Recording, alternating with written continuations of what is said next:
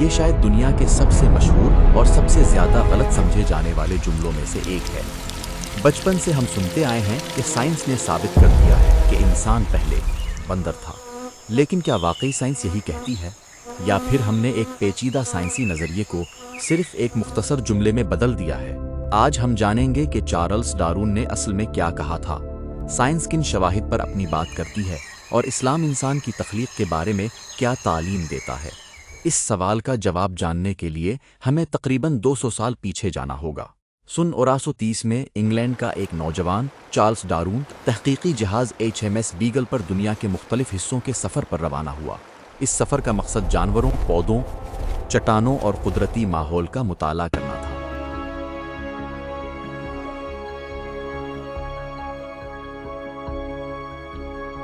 5 سالہ سفر کے دوران وہ جنوبی امریکہ اور پھر گیلاپاگوس جزائر پہنچا، جہاں اس نے ایک دلچسپ بات دیکھی۔ مختلف جزیروں پر رہنے والے ایک ہی قسم کے پرندوں کی چونچیں ایک دوسرے سے مختلف تھیں، کہیں مضبوط، کہیں لمبی اور کہیں باریک۔ ڈارون نے محسوس کیا کہ ہر جزیرے پر خوراک مختلف تھی، اور پرندوں کی چونچیں بھی اسی کے مطابق تھیں۔ کیا جاندار وقت کے ساتھ اپنے ماحول کے مطابق بدل سکتے ہیں؟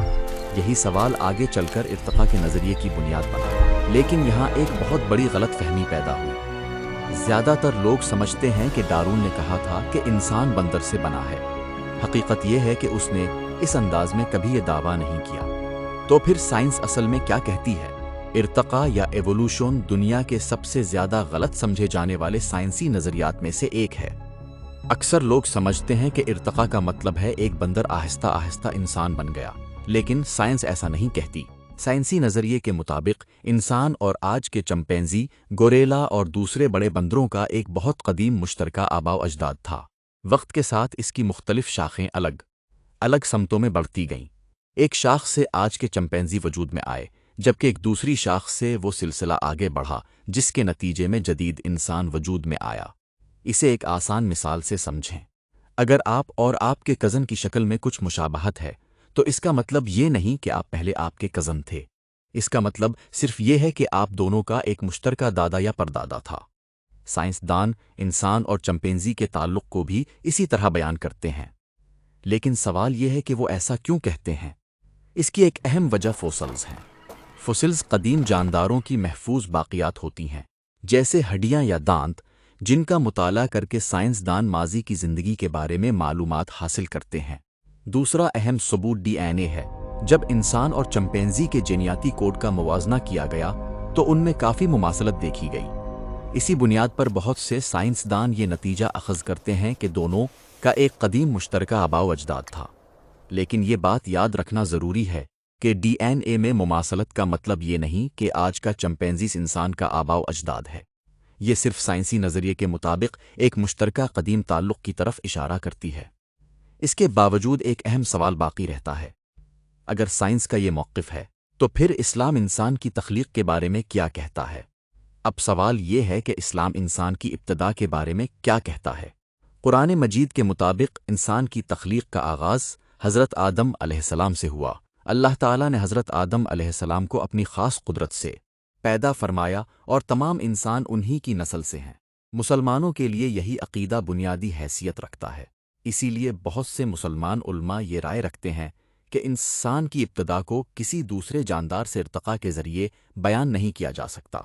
تاہم یہ بھی حقیقت ہے کہ آج دنیا بھر میں مسلمان سائنسدان موجود ہیں۔ ان میں سے بعض جانوروں اور پودوں میں وقت کے ساتھ آنے والی تبدیلیوں کو سائنسی تحقیق کا حصہ مانتے ہیں، لیکن حضرت آدم علیہ السلام کی تخلیق کو اللہ تعالیٰ کی خصوصی تخلیق قرار دیتے ہیں۔ دوسری طرف بعض علماء ارتقاء کے نظریے کو مکمل طور پر رد کرتے ہیں۔ اسی لیے اس موضوع پر مختلف آراء موجود ہیں۔ یہاں ایک اہم بات سمجھنا ضروری ہے۔ سائنس اور مذہب ہمیشہ ایک ہی سوال کا جواب نہیں دیتے۔ سائنس یہ جاننے کی کوشش کرتی ہے کہ قدرت میں چیزیں کیسے ہوتی ہیں، جبکہ مذہب یہ بتاتا ہے کہ انسان کیوں پیدا کیا گیا، اس کا مقصد کیا ہے، اور اس کا اپنے خالق سے کیا تعلق ہے۔ اسی وجہ سے کچھ لوگ ان دونوں میں ہم آہنگی دیکھتے ہیں، جبکہ کچھ بنیادی اختلاف۔ نے اپنی کتاب آن دی اوریجن آف اسپیشیز شائع کی تو اس نے پوری دنیا میں ایک نئی بحث چھیڑ دی۔ اس کے بعد فوسلز، جینیات اور DNA پر ہزاروں تحقیقات ہوئیں، اور انسان کے ماضی کے بارے میں ہماری معلومات میں بہت اضافہ ہوا۔ لیکن ایک بات آج بھی نہیں بدلی، یہ موضوع صرف سائنس کا نہیں بلکہ تاریخ، فلسفے اور مذہب سے بھی جڑا ہوا ہے۔ اسی لیے اس پر گفتگو آج بھی جاری ہے۔ ہم دوبارہ اسی سوال پر آتے ہیں، کیا انسان واقعی پہلے بندر تھا؟ اگر آپ نے پوری ویڈیو دیکھی ہے تو اب آپ جانتے ہیں کہ اس سوال کا جواب اتنا سادہ نہیں جتنا عام طور پر سمجھا جاتا ہے۔ سائنس یہ نہیں کہتی کہ آج کا بندر انسان بن گیا۔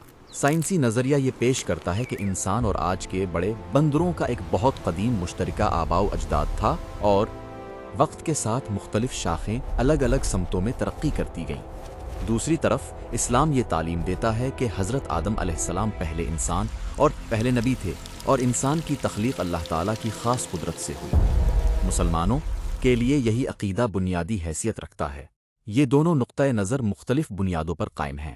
ایک مشاہدے، تجربے اور تحقیق کی روشنی میں قدرت کو سمجھنے کی کوشش کرتا ہے، جبکہ دوسرا وحی اور ایمان کی بنیاد پر انسان کی اصل اور مقصد بیان کرتا ہے۔